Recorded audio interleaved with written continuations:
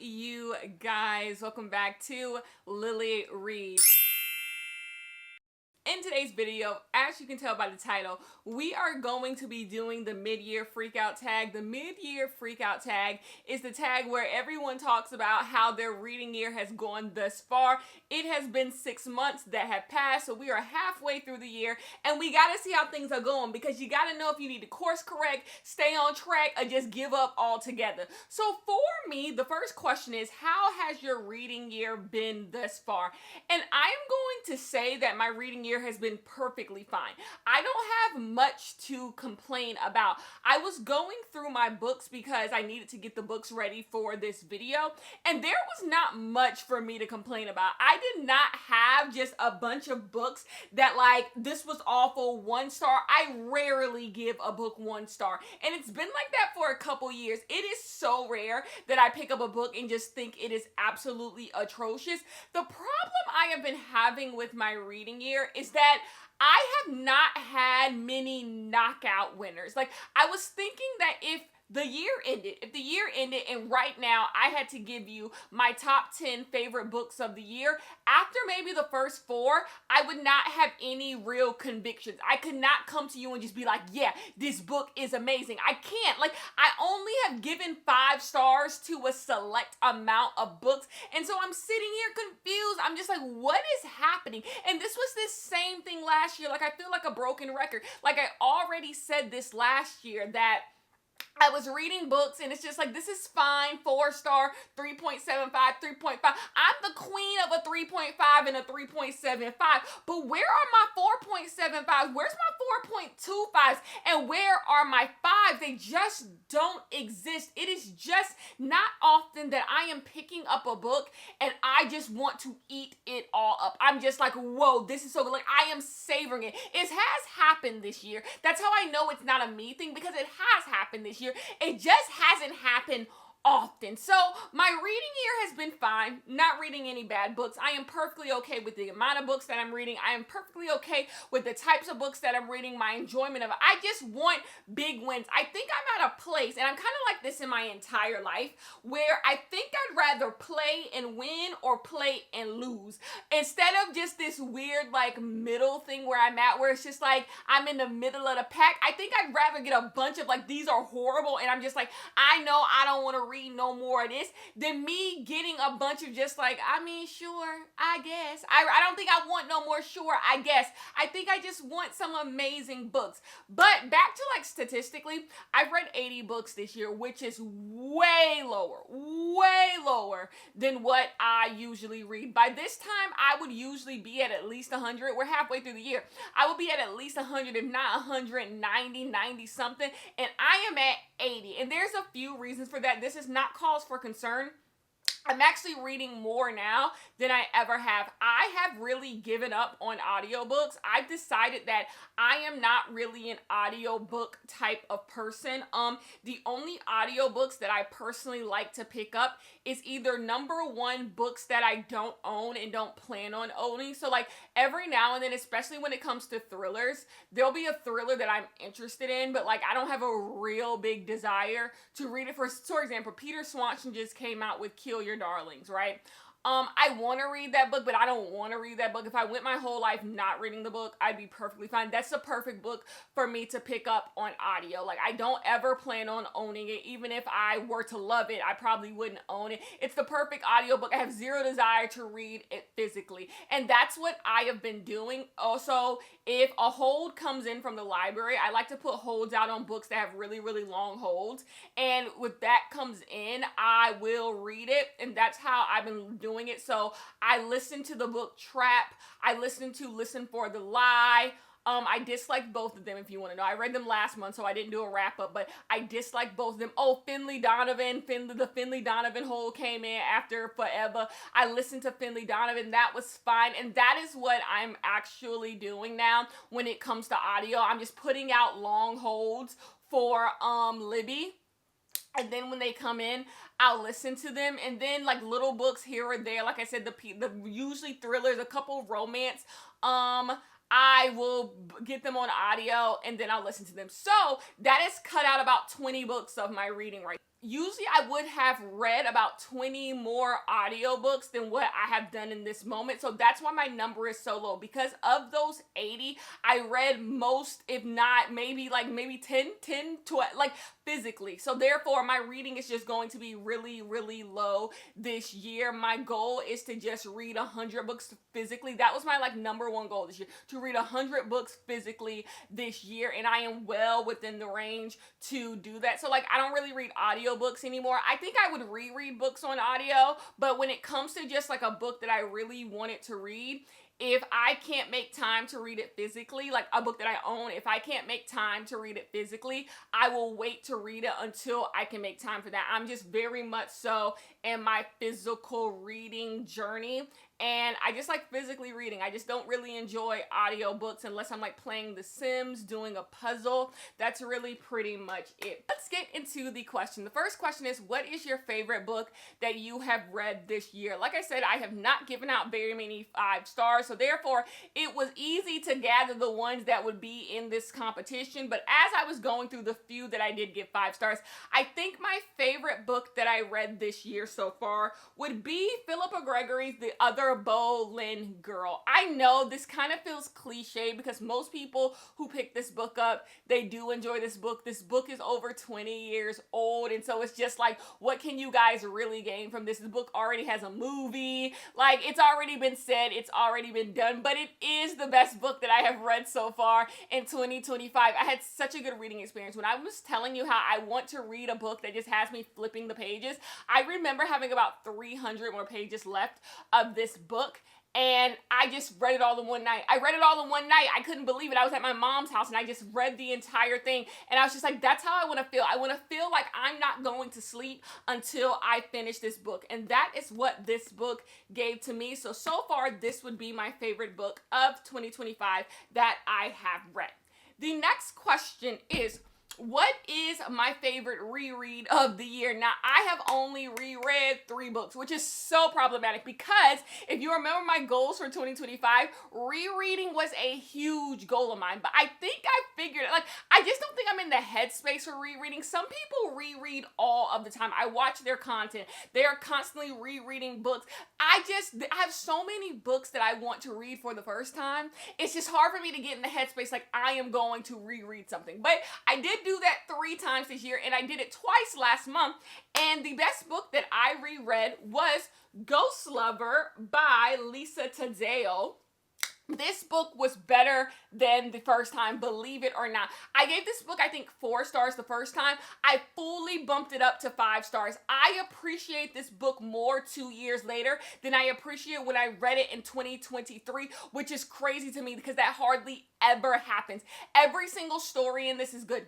Every single story, this is a short story collection, by the way. Every single short story in this book is so good. I appreciate it more the older I get. If you have not read Ghost Lover, you should read Ghost Lover. I know this doesn't have the highest Goodreads score, but it should have a high one because it is so damn good. I was not expecting it. I was in it like it was the first time. So this would be my favorite reread of 2025, even though hopefully in the next half of the year, I do some more rereading. I know if I can reread 5 more books, there's a few books I know I want to reread. I want to reread James by Percival Everett. I want to read Babel. I want to reread Babel. I want to reread, there's some other Honey and Spice by Bolu Babalola.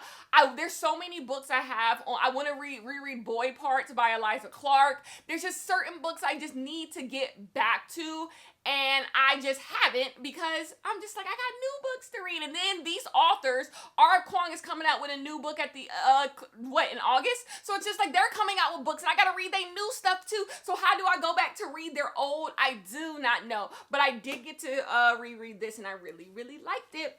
And so the next question was, what is the best sequel that you read? And this was kind of easy for me because the best sequel that I read this year was actually a 4.5 star, and it is Vera Wong's Guide to Snooping on a Dead Man by Jesse Q. Sutanto. I have never been more wrong about an author. When Jesse Q. Sutanto put out Doubt A for Aunties, I said, girl, I don't know if you can write. I literally said, girl, I don't know if you can write.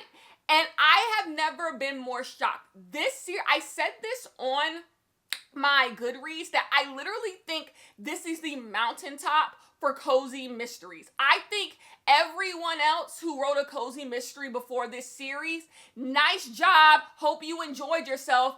But I think this is the best it has ever been done. That is how good I think this book is and how good I thought the first book was. The first book is better, but this is still so damn good. Has many books. I hope she doesn't stop at 3. I hope she keeps going with this series. They are so intriguing. You have this old woman who's trying to solve these murders, but you also have these characters who come in who have their own secret. There's a dead body, and it all just works. It just all works. I love being in this world. This is easily the best sequel that I read, and I'm so happy that all those 3 things, best book, best reread, and best sequel, all of these books I gave 4 to 5 stars. So it means that, like, even though I'm kind of down on myself because I'm not winning big, I am still reading some good books if all of those questions I was able to answer with books that I really, really recommend and really, really enjoy. So now let's get into some books that I have not read. So the next question is, what are some books that you want to get to, like, right away? Like, books that you own, new releases that you just, like, I need to read now. I got 2 books to show. 2 books I'm going to show you are from 2 authors I adore, who I have given 5 stars almost across the board. The first one is a book a lot of people are not talking about, and for a reason, and we'll talk about it. It is Tiffany D. Jackson with Blood in the Water. The reason why people are not talking about this book is because I think this is a middle grade horror. I think this is a middle grade horror thriller, and that is just not something most people read. Most people do not read middle grade, period. Not on BookTube, by the way. Do not read middle grade, period. And most people definitely not reading middle grade horror or middle grade thriller. But as for me, you guys know I love me a middle grade book. And I love Tiffany D. Jackson. And this just seems right up my alley. When I heard she was doing this, I was like, give it to me and give it to me now. I cannot wait till October, around my birthday, Halloween, fall, to get into this one. I got to. I think I'm going to love it. I think I'm going to give another Tiffany D. Jackson book 5 stars. And it's been a really, really long time since I've read a Tiffany D. Jackson book. So I am so excited to get back into Tiffany D. Jackson. And then a book that I am almost sure I am going to give at least 4 stars. I will be so shocked. And I mean this earnestly. I would be so shocked if I did not give this book at least 4 stars. That is Julie Clark, the Ghostwriter. It's been a while since Julie Clark has come out with something, and Ghostwriter just seems right up my alley. You guys, I have given Julie Clark 5 stars in almost everything that she has written. 4.5 to 5 stars. And there is no reason why this book should be any different. If I was a mood reader, like I think I want to be a mood reader, I would have been read this book. I have been in the mood to read this book so many times. And I don't want to set my expectations too high, because if I set my expectations too high, I might not enjoy it. And that worries me. I just need to go into it and just hope for the best. But this year, since we're talking about books I read The Ones We Choose by Julie Clark this year, and my expectations for this was low, and I still thought this was brilliant. So the fact, like, Julie Clark just doesn't lose. She is just that girl in my house. Like, I thought this book was just going to be, who cares, whatever, and I loved this book. This book, I think, do I want to put this book at 5 stars? I think I do. This book, like I said, if I were to make a list of my favorite books of the year, this would make the top 10. I really, really enjoyed this book. So therefore, Julie Clark, cannot wait to get to this one. The next question is, what are some books that haven't come out yet that you are deeply looking forward to? And I have 2 authors for that. So I will show you the book they have before, because I can't hold up a book that's not out. The first one is by Elise Bryant. It's Elementary. We are getting a sequel for this series, and I am so excited. I love Elise Bryant's writing. I really, really do. I loved being in this world. I think this is one of the most underrated books that nobody read last year. I think more people should have picked up this book last year, and I hope the sequel is good as well, and everyone should be reading this series. I think I gave this book 3.75, and the thing is, I hate that like nowadays, if you don't give a book 4 or 5 stars, people think you dislike it. That is simply not true. If I give a cozy mystery 3.75 stars, that book is good. That book is good because I just don't, like, there's just certain things I save certain ratings for unless you just blow my goddamn mind. And this book didn't blow my mind last year, but I deeply enjoyed it. And so the sequel is coming out, and I already pre-ordered it. And so whenever it comes out, it'll be right there on my door. I am so excited. And the next book that I feel like nobody is talking about this book is going to come out, I think, in September. Bolu Babalola is putting out another book. I already have it pre-ordered. I cannot wait. It might make its way into the Lily Reads book club, but I might not even be able to wait. Because that's how bad I want to read it. Honey and Spice, like I said, is one of those books that I want to reread because, you guys, when I read Honey and Spice, I only gave it 3.5 stars. And like, so many people gave this book 5 stars. People who I adore and respect gave this book 5 stars, and I'm like, did I miss something? Did I miss that? Like, I need to reread this. So this is a book that I think on reread I would love. So therefore, I think I need to reread this, and then I will go into her next one that's coming out. But yes, Bolu Babalola is back, and I cannot wait to get my hands on that book. Pre-order needs to come tomorrow. Now, our next 2 things are kind of in the same vein, but opposites. Number 1 is most disappointing. This is always sad. It's sad to have like high expectations and like a book not meet them, because it feels like, I feel like when it comes to this category, this is the category where it feels like you're being like unkind to the author, because like when it comes to worse, it's just like, okay, you just didn't like the book. But like when you went into a book expecting to like it and then you didn't like it, like, no, you really thought that book sucked. Because when it comes to authors you like, I think we all kind of give a little grace. We give a little grace to books we're excited about and authors that we usually like. So if you're giving grace and you still couldn't find a way to like this book, it must really have been bad. And so my most disappointing book thus far has to unfortunately go to Good Dirt by Charmaine Wilkerson. I am going back and forth on if I'm just going to unhaul this book at the end of the year, which is really the kiss of death. When I decide, like, I don't even think I will ever return to you as a book. I don't think you even have a purpose in my home anymore. That is crazy. And I never expected that for this book. This author put out Black Cake, which I really, really thought was good. Another book that I need to return to. I really thought it was good. So going into this book, hearing about this book where it was going to be like a slave narrative, but also connect to this like modern timeline where this girl gets jilted at the altar and she's dealing with trauma that happened in her childhood. It just sounded like the perfect setup for me. And in the beginning it was. I just think this book quickly lost its footing. It was climbing up a ladder and then it slipped. And it was never able to regain its purpose. It was never able to find what I think it was trying to do. I said in the review of this, I found this book to be a little silly, a little fake, not real. Like, I say this all the time, and maybe it sounds crazy because most books that I read are fiction, but like it upsets me when I read a book and it feels like this book is fake. Like, I know none of this happened. None of this. I feel like I'm not, like, my suspension of disbelief can't even make this real. And that's what this book felt like. It felt like I was just reading a bunch of fiction. It felt like a story someone writes in a creative writing class. That's the perfect way to describe this book. A book that somebody wrote in a creative writing class. I said in the video where I read this book needed more rounds of edits. Like, I think somewhere in here is a good book. I'm just not fully sure the book that we got is that. So, therefore, this is my most disappointing.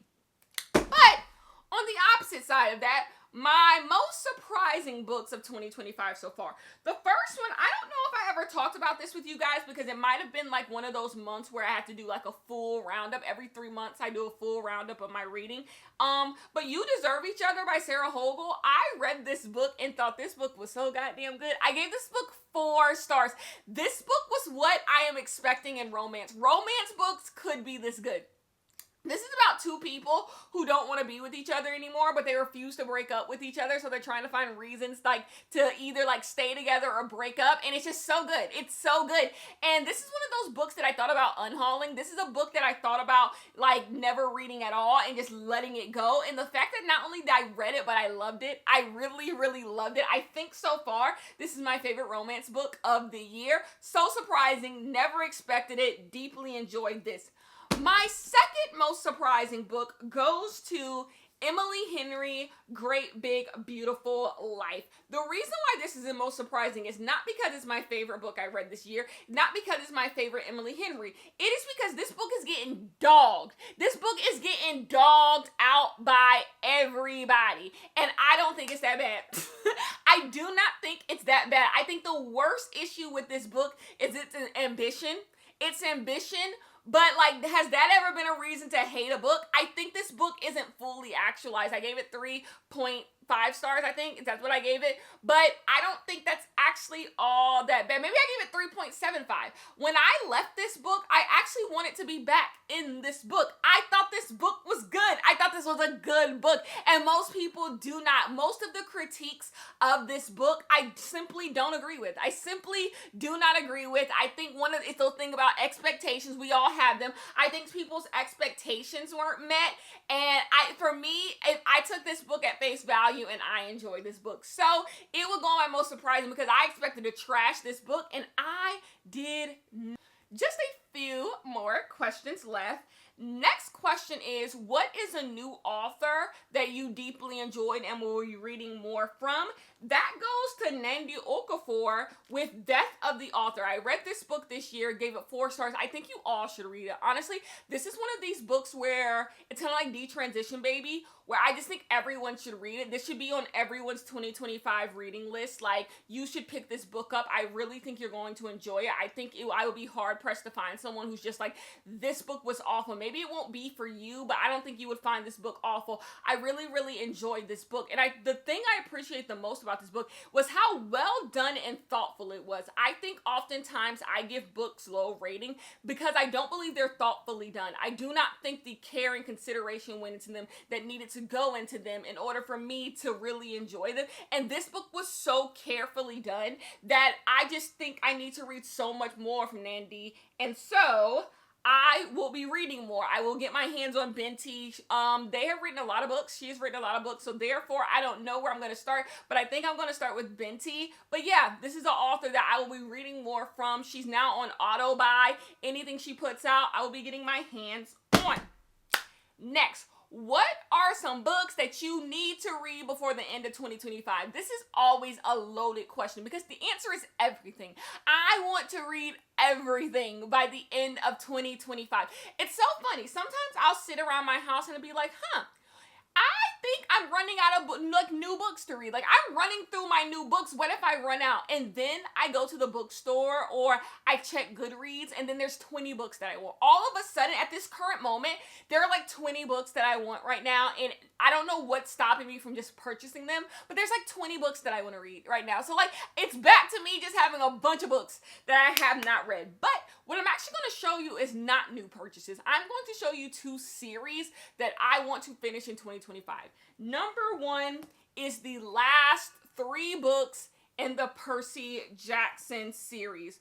I need to read The Last Olympian, The Battle of the Labyrinth, and The Titan's Curse. So I think it's actually The Titan's Curse I need to read, then The Battle of the Labyrinth, and then The Last Olympian. I need to finish the Percy Jackson series. I just do.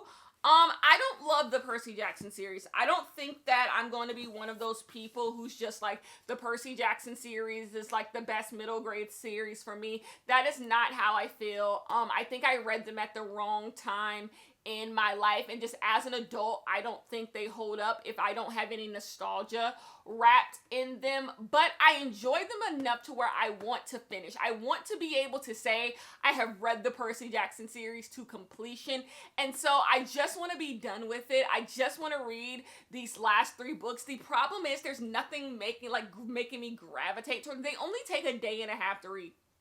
Like, if you really get on your Zoom, it takes like a day and a half to read these. So, like, I literally could finish it all next week. I could finish it all next week, but I'm constantly putting it off. So, I want to finish the Percy Jackson series. And so, I will. By the end of 2025, I will have finished the Percy Jackson series. And then, I want to finish the Tudor series. So if The Other Boleyn Girl was my favorite book of the year so far, I want to read the rest of the books in that original series, which means I have to read 4 of the books. We have The Virgin's Lover, we have The Constant Princess, we have The Boleyn Inheritance, and we have The Other Queen. I'm actually, now, unlike Percy Jackson, I'm actually really excited to get to these. These just take some time. This is like a 4 days worth of reading for me, and usually it only takes me 2 days to read a book, and this takes like double that for me. I don't know why. I think it's because I read them physically, and the writing is really, really small, and like my eyesight ain't that great. So it's hard to read the pages. I don't know. And so I just don't want to take the time. I know 4 days, so much time, but like I could read 2 books in 4 days instead of just one. And so I don't take the time out. And also they've been at the very, very tip top of my bookshelf. So what this video has done for me is that I took the Percy Jackson series down, and I took these down. So now I'm going to put these somewhere to where they are just available. And so they're just right there. I don't have to think like, ooh, I got to get on my chair and reach up there to get them, because they've been out of reach for a while. So those are the 2 series that I plan on finishing in 2025. Now, the last thing is, what is the worst book I read in 2025? So I thought about this question like earnestly. I think there are some books that I read that like were bad, and I expected them to be bad. Magnolia Parks. Magnolia Parks was not a good book, and everyone who says this book is bad is 100% correct. It's written poorly. It's not even as messy as it could be. This was like a bad book. I always want to talk about when a book I think is objectively not good. Magnolia Parks, objectively not good. Will I be continuing in the series? Yes. I love mess. Like, of course, I will be continuing in the series to see what these fools get up to. But that doesn't make this the worst book I read this year, because when I have no expectations for you, like, is it the worst book I read? Like, it's just the book. So I want to take into account, like, expectations, reading experience, and then what the hell I got in the book.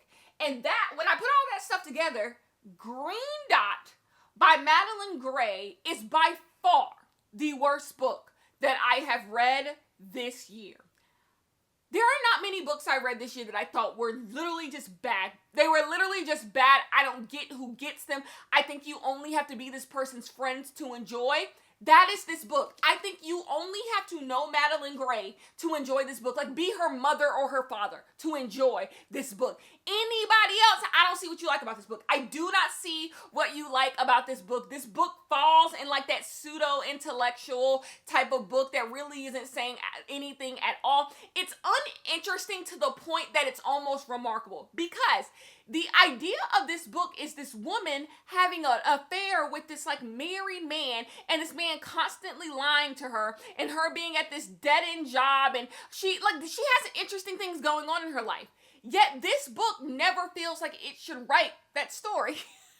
It should never write that. Instead, you are just in this woman's head as she is just spewing pop culture references and stupid stories and saying stuff that is so deeply uninteresting. And I know what you're saying, Kenya. Well, she's just supposed to be unlikable. You didn't like her because she's sleeping with a married man. No, I love a book about cheaters. You guys, I think we should have more romance books about people who are cheating. That's my thing I'm giving to the publishing industry. Can we get romance books about people who are... I want a romance book about 2 people who are cheating on their partners and end up together. That's what I want. So Kenya has no issue with cheating. The issue is that, like, this book, the character in this book is unlikable to the point where they're uninteresting. Like, they are always going to be a contrarian. They're always going to say something that's weird. They're always going to do something that's odd, to the point where it's just like, okay, like, this person doesn't exist. This person doesn't exist in the real world. Like, everything she does has zero stakes because she's the worst person you ever fucking met. And so it's just like bleh. She's like, it was just bleh. Like, every single page of this book was excruciating to get through. Excruciating. That is my mid-year freak out tag. I will talk to you guys in the next one. Tell me about your reading down below. Tell me some books you guys think that I should get to. If you read a book that you're like, Kenya, I have a romance book where somebody was cheating, drop it down below because I will pick it up on my Kindle. I will talk to you guys in the next one. Peace.